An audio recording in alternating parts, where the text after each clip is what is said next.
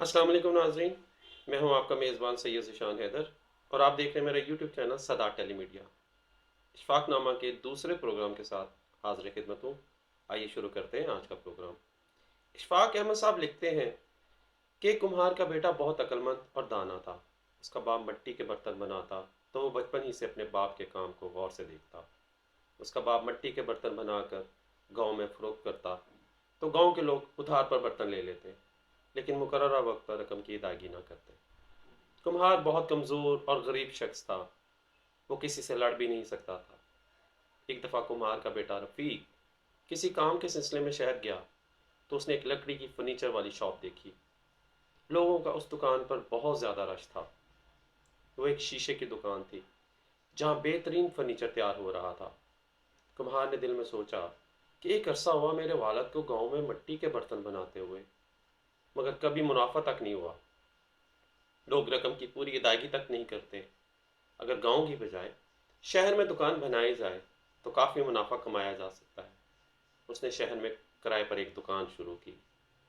لوگوں کی باتوں میں آ کر اس کا باپ کمہار شہر جانے کے لیے رضامند نہ ہوا اور اپنے بیٹے سے لڑائی جھگڑے کرنے لگا، لیکن آخر کار بیٹے نے اپنے باپ کو منا ہی لیا اور اپنا کاروبار شہر میں شفٹ کر دیا۔ اس پر انہیں بہت زیادہ مخالفت کا سامنا کرنا پڑا، مگر پھر رفیق نے اپنے باپ کو سمجھایا کہ ابا یہ وہی لوگ ہیں جنہوں نے آپ کا قرض واپس نہیں کیا، یہ بھلا کب چاہیں گے کہ ان کو مفت کے برتن نہ ملے۔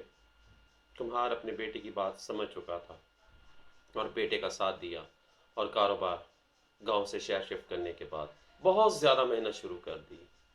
رفیق نے اپنے دماغ سے کام لیا اور شہر کے لوگوں کے رہن سہن پر غور کیا۔ اس نے مٹی کے بہترین نمونے تیار کیے، گھر کے آرائش میں جو استعمال ہوتے تھے۔ دیکھتے ہی دیکھتے وہ کافی نفع کمانے لگا اور کچھ ہی عرصے بعد اس کا استعمال گاؤں کے امیر ترین لوگوں میں ہونے لگا۔ وہ مٹی کے برتنوں کے علاوہ مٹی کے کھلونے اور آرائش کا سامان ایسی مہارت سے تیار کرتا کہ دیکھنے والا دنگ رہ جاتا۔ رفیق کمار نے اپنی محنت کی کمائی سے گاؤں میں ایک بہت بڑا گھر تعمیر کروایا۔ اس کمار کے پڑوس میں ایک غریب کسان رہتا تھا جس کا ایک کچا سا مکان تھا۔ وہ کسان کمہار سے بہت حسد کرنے لگا اور اس کی ترقی کسان کو بالکل ہضم نہیں ہو رہی تھی۔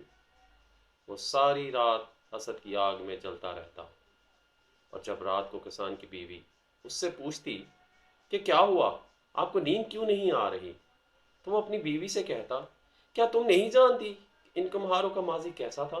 ہمارا کچا مکان تھا مگر ان کمہاروں کی تو جھونپڑی تھی، اور اب یہ کمہار کہاں سے کہاں پہنچ گئے۔ ایک ایسا آدمی جس کا باپ میرا ملازم رہ چکا تھا، ان کی یہ ترقی مجھ سے بالکل برداشت نہیں ہوتی۔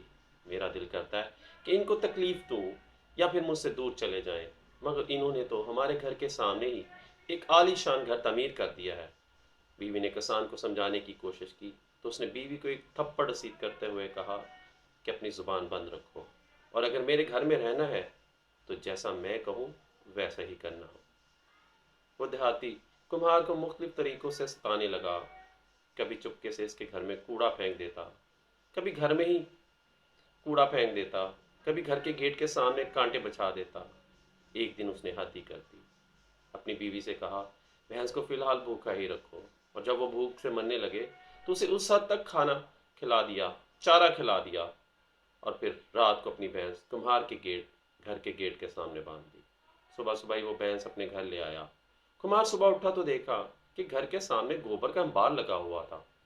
اسے معلوم تھا کہ یہ حرکت کسان نے کی ہے، مگر وہ خاموش رہا اور اسے کچھ نہ کہا، اور خاموشی سے اپنے گھر کی صفائی کرنے لگا۔ کسان نے جب یہ دیکھا کہ کمہار کی طرف سے کوئی خاص رد عمل نہیں آیا تو اس نے اس کو مزید تنگ کرنا شروع کر دیا۔ اس نے اس کے گیٹ کے سامنے خاردار جھاڑیاں رکھ دیں۔ کمہار صبح خاموشی سے شہر میں اپنی دکان پر چلا گیا، اور جب واپس آیا کسان اور اس کے بیوی بچوں کے لیے بہت سارے پھل فروٹ لے آیا۔ اس کے علاوہ بچوں کے لیے سلے سلائے کپڑے، جوتے بھی لے آیا۔ شام کو کمہار نے کسان کے دروازے پر دستک دی تو کسان نے سمجھا کہ آج تو کمہار مجھ سے لڑنے آیا ہے، مگر اس کسان کی حیرت کی کوئی انتہا نہ رہی جب اس نے کمہار کے ہاتھوں میں پھل فروٹ اور باقی سامان دیکھا۔ کمہار نے کہا یہ پھل اور فروٹ تمہارے لیے ہیں، اور یہ کپڑے اور جوتے میں بچوں کے لیے لے کر آیا ہوں۔ تو کسان نے حیرت سے کہا یہ جانتے ہوئے بھی کہ میں نے تجھے اذیت دینے میں کوئی کسر نہیں چھوڑی، تم یہ سب ہمارے لیے لے آئے ہو؟ تو کمہار نے کہا، تم نے مجھے وہ کچھ دیا جو تمہارے پاس تھا، جو نفرت تمہارے دل میں موجود تھی، مگر میں تجھے وہ دے رہا ہوں جو میرے پاس ہے۔ میرے پاس تمہارے لیے نفرت نہیں ہے، میرا باپ تمہارا ملازم رہ چکا ہے، اس کا گھر کا نمک کھا چکا ہے، میں تجھے کسی قسم کی تکلیف یا اذیت نہیں دے سکتا۔ اگر آج سے تم بھی حسد کرنے کی بجائے محنت سے کام کرنا شروع کر دو، تو وہ کسی کی محنت ضائع نہیں کرتا، تم میرے بڑے بھائی ہو، اگر کسی قسم کی مدد کی ضرورت ہو تو تمہارا یہ بھائی حاضر ہے۔ کسان کمہار کی یہ الفاظ سن کر سخت شرمندہ ہوا اور اپنے کیے گئے برے سلوک کی معافی مانگ لی۔ حسد ایک آگ ہے۔ اشفاق صاحب فرماتے ہیں، حسد کرنے والے کی سب سے بڑی سزا یہی ہوتی ہے کہ وہ اسی آگ میں جلتا رہتا ہے اور اس کے دل کو کبھی سکون نصیب نہیں ہوتا۔ محنتی اللہ تعالیٰ کا دوست ہوتا ہے۔ اگر انسان کسی بھی کاروبار کو خلوص نیت سے شروع کرے اور اس کے حلال کمانے کے لیے تگ و دو کرے تو اللہ تعالیٰ اس کے کاروبار اور رزق میں برکت عطا فرماتا ہے۔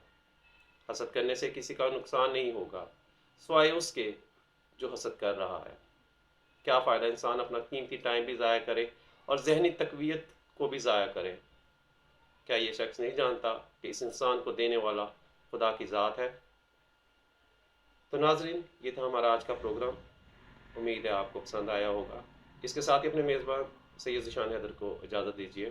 اللہ حافظ۔